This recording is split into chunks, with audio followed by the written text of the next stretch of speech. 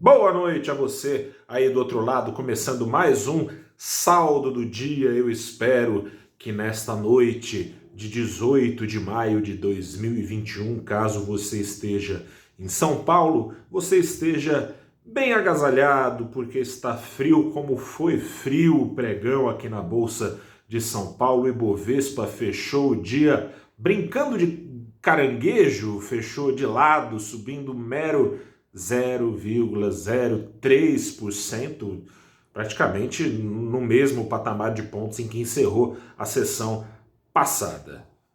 Por quê? Faltaram gatilhos de alta para o índice numa semana em que os riscos ainda se mantêm no radar. Esses riscos, por outro lado, são mais ou menos os mesmos, não chegam mais a forçar grandes vendas, grandes ondas de realização de lucros. Investidores, então, sem muito ânimo para ir para frente, sem muita cautela também que o force suficientemente para trás, o Ibovespa fechando de lado. Ficou o dia todo ali oscilando perto da estabilidade, a deriva, né, entre seus pesos e contrapesos mais relevantes, fecharam para cima, não muito para cima, os 17% de fatia do Ibovespa ocupados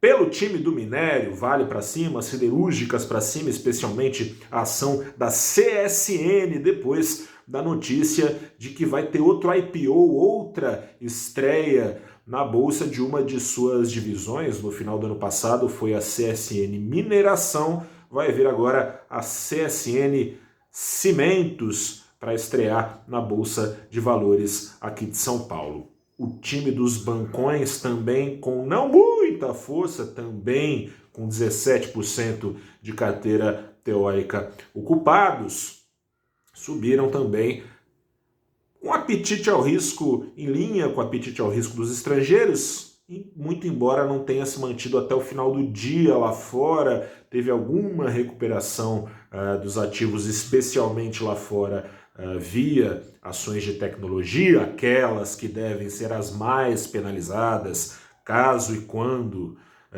o Banco Central americano passe a subir seus juros do patamar zero, interrompa, feche a torneirinha, interrompa a torrencial chuva de dólares que tem sido despejados nos mercados, especialmente nas bolsas, mais especialmente ainda nas ações de tecnologia.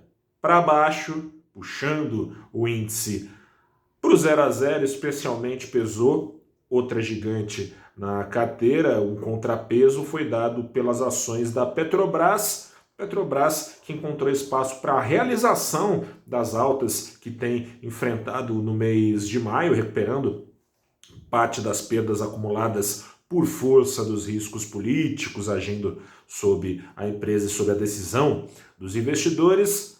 Queda do preço do petróleo de mais de 1% lá em Londres, ações da Petrobras caindo na mesma toada, muito embora antes de passarem a cair os preços do petróleo, demonstrando aí alguma resistência nesse patamar, preços do petróleo atingiram o nível de $70 por barril em Londres. É o patamar mais alto de preços desde o ano passado, desde o ano retrasado, me desculpe, desde 2019. No ano passado, se eu te contasse que isso aconteceria, voltaria para esse patamar, você não confiaria muito, afinal de contas, preços do petróleo que chegaram a atingir patamares negativos. Mas vamos falar desses riscos um pouco. Tem esse risco interno e externo de inflação um pouco mais alta do que se pensava lá nos Estados Unidos, isso, porventura, podendo ou não, vamos ver, fazer o Fed, o Banco Central Americano, mudar de ideia com um plano que segue oficialmente sendo enfatizado. O plano de manter estímulos praticados já desde março do ano passado até idos de 2023. Estímulo esse, como eu disse, os juros zeros e injeções monetárias. Amanhã, cautela ainda hoje, amanhã talvez, quem sabe, a depender do que estiver lá escrito, na ata do Fed, da última reunião de política monetária do Banco Central Americano, a depender do que tiver nessa ata, pode haver uma descompressão dessa desconfiança em relação às juras de estímulos mantidos pelo Fed. Acompanhe, claro, no valorinvest.com.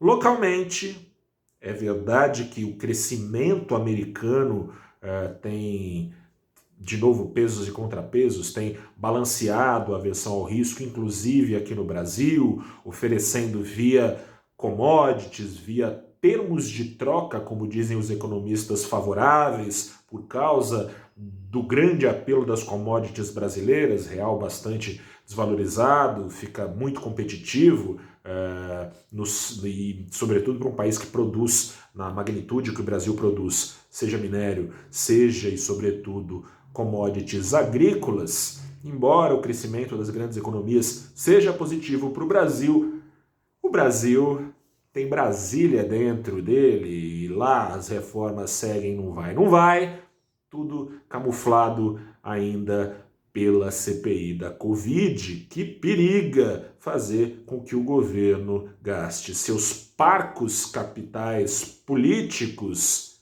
ainda mais tentando se defender, ao invés de depositar esse capital político na aceleração de reformas. Hoje teve o senhor Ernesto Araújo lá, daquele jeito que tem se tornado a tônica das visitas dos representantes da gestão de crise do governo. Foi assim com o Van Gaal, né, o secretário aí de comunicação, ninguém sabe falar o nome dele, e eu também não. Com desmentidos, Ernesto Araújo disse, embora o print está aí para provar, né, é só dar um Google que você acha, embora tenha dito que nunca usou de retórica anti-China, chamou o vírus de comunavírus, vírus esse da Covid-19 que surgiu na China, governada pelo Partido Comunista da China, comunavírus. Ele negou que tenha falado contra a China, ele jogou a batata quente para os outros, teve então aquele velho comigo não morreu agindo lá na CPI, isso tudo com ele jogando a bomba para o colo do Pazuello, que fala amanhã, ou não, né, se ele usar o artifício que conseguiu de ficar calado, não fala nada, né? Na CPI, jogou a bomba para o colo do presidente, falando que não falou de carta porque presumia que, afinal, ele é o presidente, que ele soubesse da carta que a Pfizer tinha enviado com propostas e coisa e tal. Isso tudo tende a deixar ainda mais incerto o cenário, ainda mais considerando as falas do presidente recentemente, deixando de lado ainda mais do que veio deixando ao longo desses anos, no topo das prioridades, deixando de lado reformas e tentando se segurar, tentando responder à altura das pesquisas que o mostram em desvantagem na corrida presidencial do ano passado, super antecipada. Enfim, ainda assim o dólar caiu por aqui, o dólar caiu 0,23%, fechou aos R$ 5,25, com esses termos de troca que eu falava favoráveis ao Brasil, trazendo mais moeda americana para cá, enquanto a inclinação da curva de juros, essa sim inabalável, se aumentou mais um pouco, esse que tem sido o ativo mais condizente com os fundamentos da economia brasileira, que nada mudaram e não tem bonança de curto prazo no mercado que possa contrariar essa realidade. Eu sou Gustavo Ferreira, repórter do valorinvest.com, fico por aqui. Amanhã a gente fala mais em mais um Saldo do Dia. Até a próxima e tchau.